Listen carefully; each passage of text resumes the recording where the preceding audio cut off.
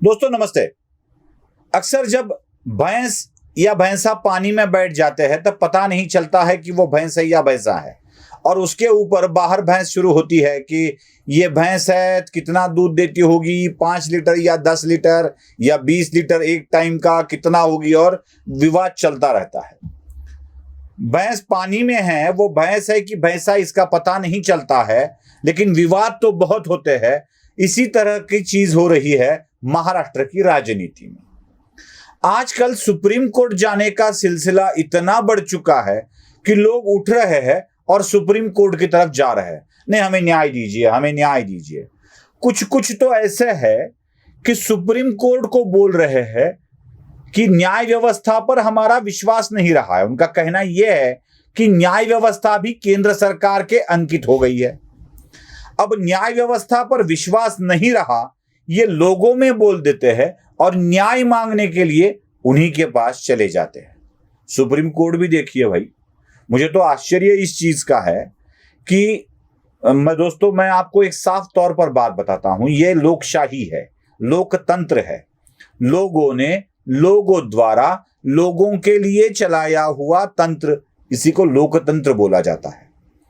मतलब न्याय व्यवस्था को हमने कुछ विशेषाधिकार प्रदान किए हैं। कहा है कि आप जो भी डिसीजन लेंगे, जो भी फैसला लेंगे, उनके ऊपर हम शंका व्यक्त नहीं करेंगे। आपको विशेषाधिकार है, आपको निर्णय करने का, न्याय करने का पूरा हक है। हम उसके ऊपर कोई बात नहीं करेंगे, आपको सुरक्षा प्रदान करेंगे। लेकिन लोकतंत्र में जो भी न्यायालयीन व्यवस्था है वो लोगों के लिए ही चलाई जाती है। लोक सेवक होते हैं, जैसे अन्य लोक सेवकों के लिए नियम है, वैसे भी लोक सेवकों के लिए नियम न्याय व्यवस्था के लिए भी है। न्यायालय की अजीब बात भी देखिए। छुट्टी वाले कोर्ट में 2 जज थे। उन्होंने कहा कि छुट्टी के बाद देख लेंगे। जब ये याचिकाएं दायर हो रही थी तो छुट्टी के कोर्ट के बाद के 2 जजों के फिर कोर्ट ने कहा, एक नहीं है 2 जजों के कोर्ट ने फिर कहा कि इसके लिए विस्तारित बेंच होना चाहिए। We have to constitute a bench. चलो 2 से नहीं हुआ, 3 का विस्तारित बेंच हुआ। अब 3 के विस्तारित बेंच को लगता है कि और बड़ा विस्तारित बेंच होना चाहिए, और 5 वाला बेंच बैठेगा। शायद बैठेगा, नहीं बैठेगा पता नहीं, लेकिन बैठेगा। इसकी भी चर्चा हो रही है। अरे भाई, आप न्यायालय की व्यवस्था हो, हमें यकीन है कि आप में वो हुनर है, वो ज्ञान है, वो निरक्षीर विवेक बुद्धि है, आप न्याय करेंगे। आपको ही खुद पर विश्वास नहीं है क्या? 2 के बाद 3, 3 के बाद 5। चलो छोड़ दीजिए, इस विषय पर बात बाद में कभी करेंगे। लेकिन आजकल न्यायालय में जाने का जो फैशन हो चुका है, मैं उसके बारे में आपके साथ बात कर रहा हूं। दोस्तों, मैं बहस का उदाहरण इसलिए दिया, जरा सोचिए, विधानसभा में पात्र या अपात्र करने का, विधायकों को पात्र या अपात्र ठहराने का अधिकार पहले किसके पास है? तो विधानसभा अध्यक्ष के पास है। अगर विधानसभा अध्यक्ष पद पर अविश्वास आ जाता है तो वो अपात्रता का निर्णय नहीं लेता है। ये सीधी सी बात है।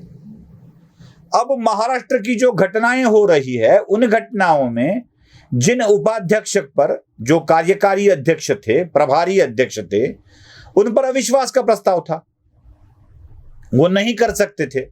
अब उसको हटा उनको उनकी जगह पूर्णकालीन अध्यक्ष को नियुक्त कर दिया है।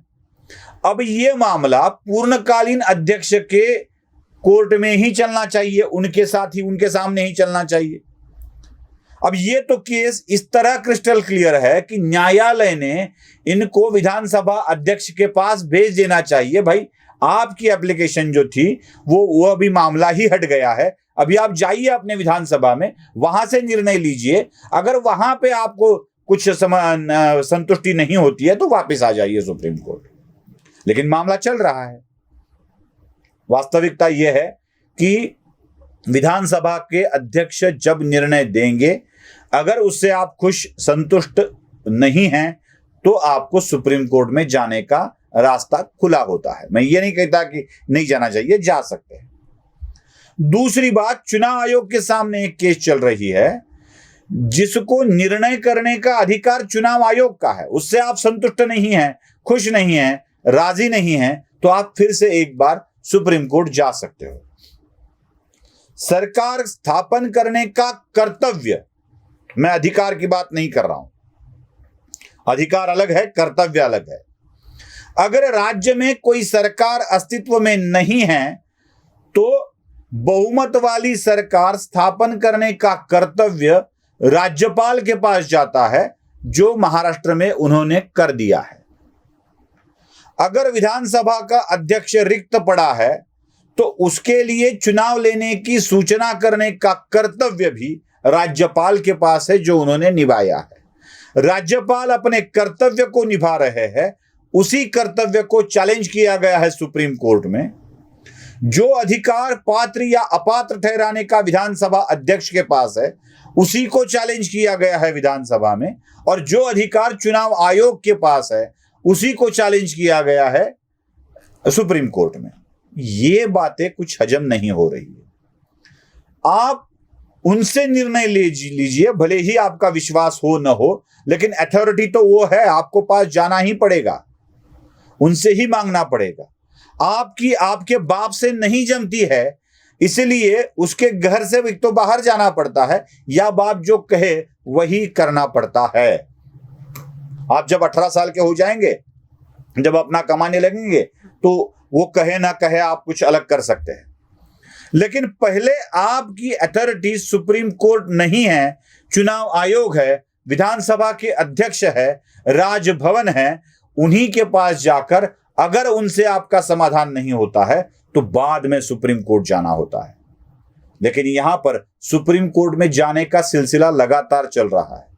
हुआ ऐसे है कि हमारे प्रदेश में बहुत सारे घटना विशेषज्ञ हाजिर हुए हैं, नए पैदा हुए हैं। कुछ तो कोई अंग्रेजी का क्लास लेता है तो खुद को घटना विशेषज्ञ बोलता है, कोई जिला कोर्ट में नोटिसें भेजने का काम करता है, खुद को घटना विशेषज्ञ बोलता है।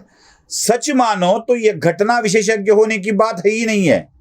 हमने जो नागरिक शास्त्र पढ़ा है 8वीं 9वीं 10वीं कक्षा में, वहीं पे वो सारी बातें अब हमें समझ में आती है। लेकिन कोई समझे तब सुप्रीम कोर्ट जाना ही आजकल फैशन हो गया है, और उसी फैशन को लोग चलाते आ रहे हैं। वीडियो पसंद आए तो लाइक, शेयर और सब्सक्राइब जरूर कीजिएगा। धन्यवाद।